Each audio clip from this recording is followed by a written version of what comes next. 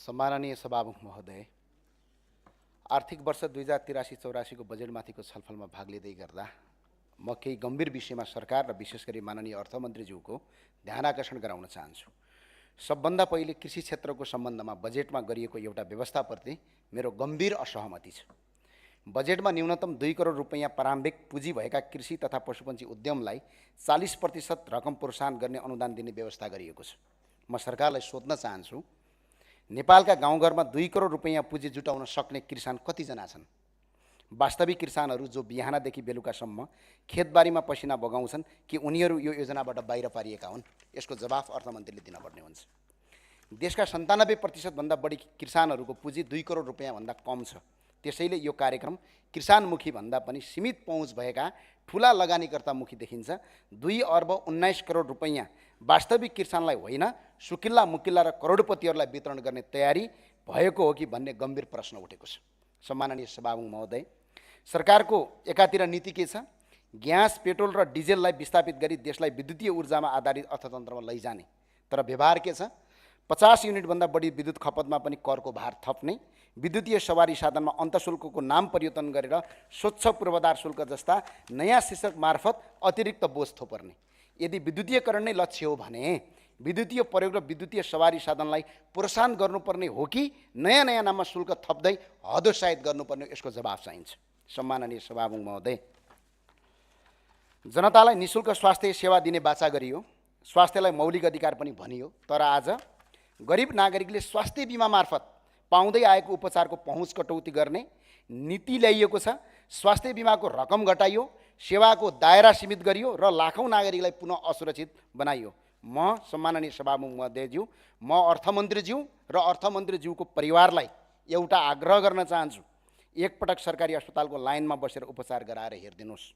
त्यसपछि थाहा हुनेछ कि वर्तमान अवस्थामा सरकारी अस्पतालको सम्पूर्ण जनसङ्ख्याको भार धान्न सक्छ कि सक्दैन।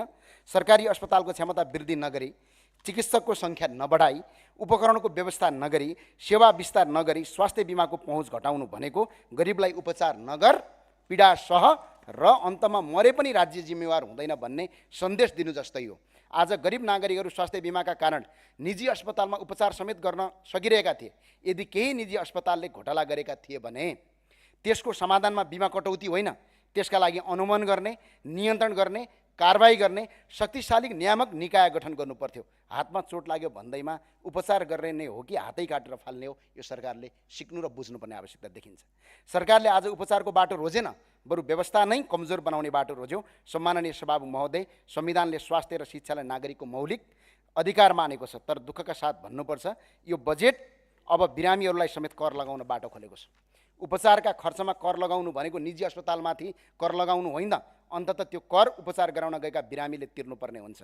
रोगसँग लडिरहेको नागरिकबाट समेत कर उठाउने सरकार यो कति निर्दयी हुन सक्छ? सम्माननीय सभामुख महोदय, त्यस्तै नेपालमै उत्पादन हुने औषधिलाई प्रोत्साहन दिनुको सट्टा आयातित औषधिलाई सहज हुने व्यवस्था गरिएको छ।